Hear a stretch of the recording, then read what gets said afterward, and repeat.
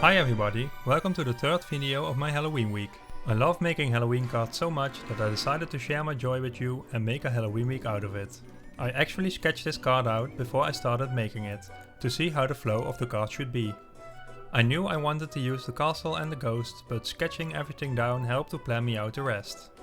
The colors for the sky, hills and trees just happened when I was working on it. When I was working on it, it seemed odd to make the hills and the trees blue, but I continued anyway. And guess what? It's one of my favorite things of this card. So, without further ado, let me show you how I've made everything. Spreek je Nederlands? Er is ondertiteling beschikbaar. I start with coloring my images. I'm using Copic markers for that. I place the cap with the color number on the left of the paper for you to see which colors I used. The small ghosts are from the tiny Halloween set and the big ghosts are from the Booyah stamp set, both from Lawn Fawn. I've stamped out the ghosts with Memento London fog, so they have a more ghost-like look. The witch hat and the broom are also from the Booyah set. In the end I didn't use the broom, by the way. The magic wand and the castle are from Credits Ever After and the trees are from Happy Village, both from Lawn Fawn as well. I color in a lot more of the trees, but I did this off screen. If you want to skip watching me color, you can skip to the time that pop-ups on the screen now. You can also find a clickable time link in the description.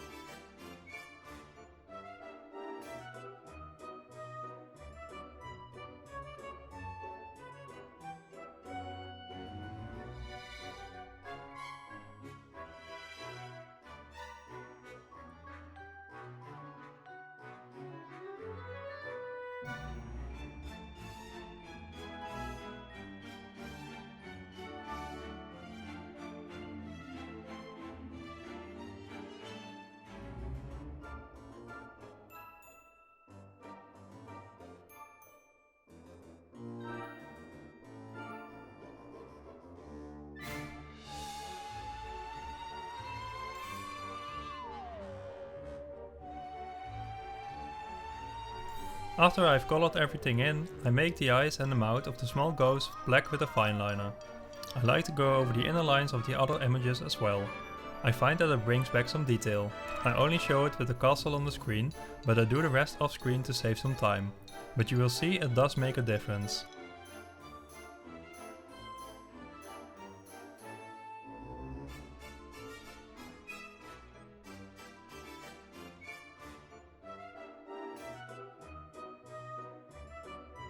To finish my images off, I'm adding highlights with a white gel pen.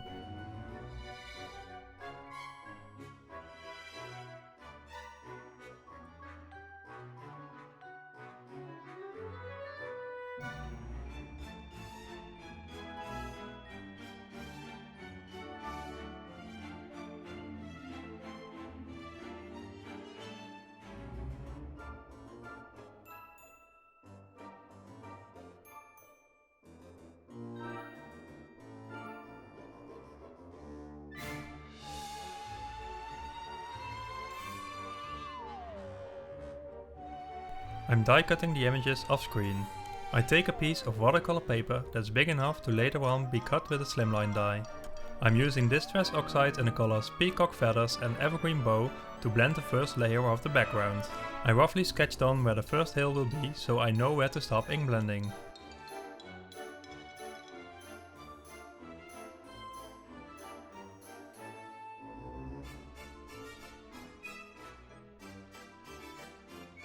When I'm done, I sprinkle on some water and dab the excess off with a paper towel. With the use of the cloudy stencil from Lawn Fawn and distress oxide black soot, I can blend on some clouds. I keep turning the stencil, overlap the clouds and place the stencil on an angle to let the clouds be more dramatic. I first put down the ink on the stencil to prevent from bringing on too much ink in one spot at once. By the way, if you like my videos, you can support my channel by subscribing. If you already have, thank you!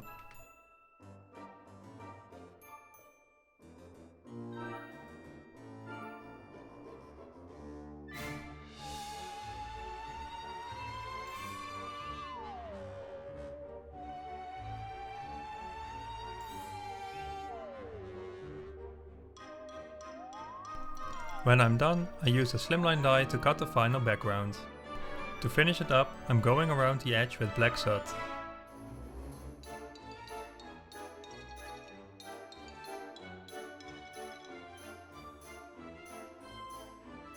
I cut another piece of watercolor paper with the same slimline die. I lay it next to my background and I place my die cutted castle on the background to see how high I want my first hill to be. I'm using one of the simple stitched hillside borders to cut the hill. For the next hill I die cutted another slimline out of watercolor paper. This time I'm using one of the stitched hillside borders. Now, with the use of Distress Oxide, Chip Sapphire and Blueprint Sketch, I can ink blend the hills. I'm showing one on screen since the other one is done in the same way.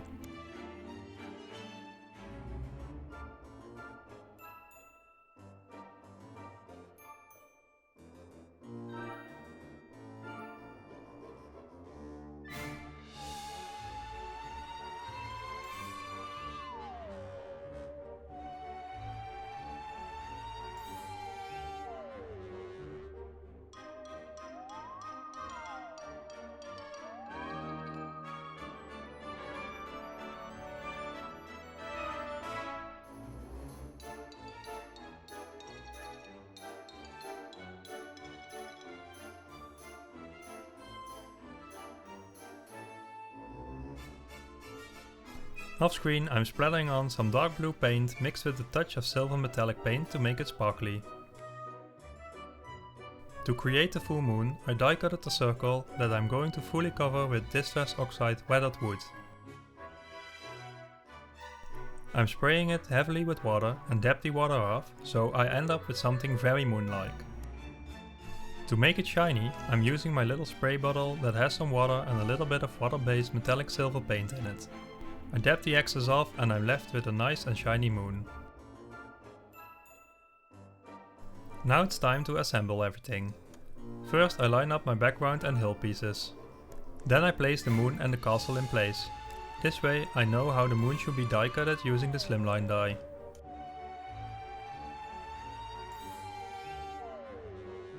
I glue down the moon first.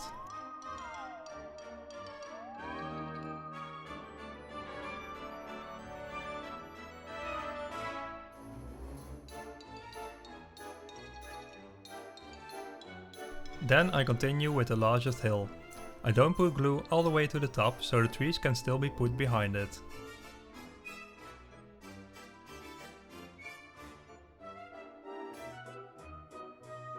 Next, I'm gluing on the smaller hill in the same way. I'm going to heat emboss on the sentiment "Hope your Halloween is magical."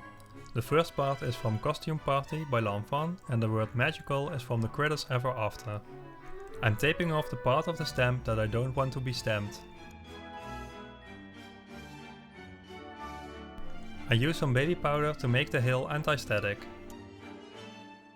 I'm inking up my sentiment with clear embossing ink and before I stamp it on, I'm pulling off the tape.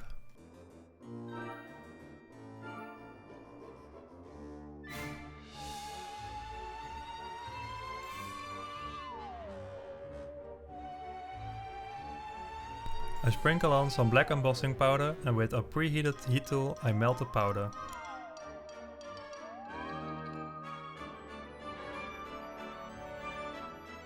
When the embossing is cold, I clean off the leftover baby powder with a paper towel. Now I first glue on the castle. This way I can arrange the trees around that. I like to place them first by tucking them behind the hill and then glue them in place by holding everything and put a little glue behind them.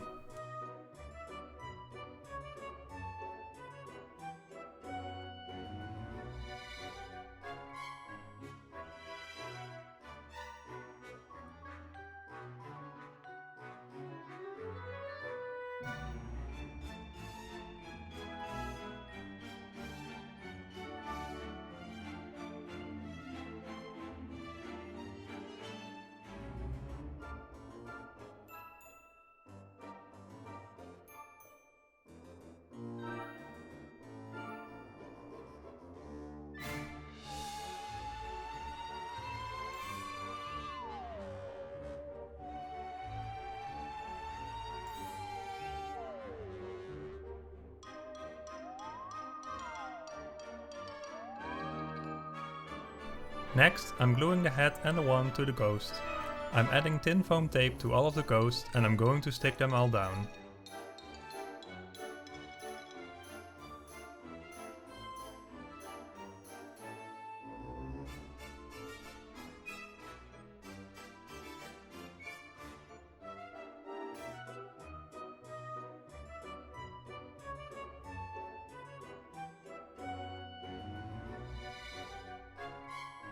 I'm stamping on some bats to the moon with the stamp from Tiny Halloween and Distress Oxide Black Soot. I've cut a scallop slimline out of patterned paper. I already made a card base out of black cardstock and I'm gluing the patterned paper on. With tin foam tape I adhere the scene to the card.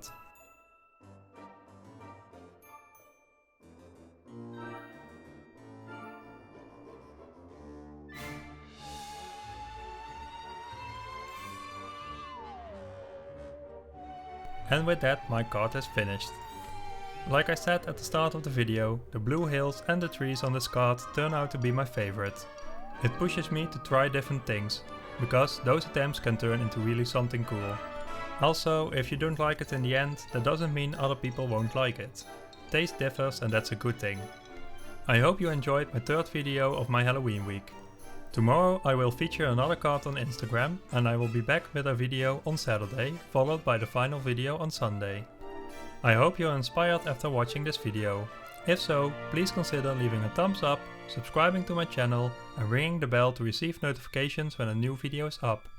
Thanks for watching and I hope to see you here on Saturday. Bye!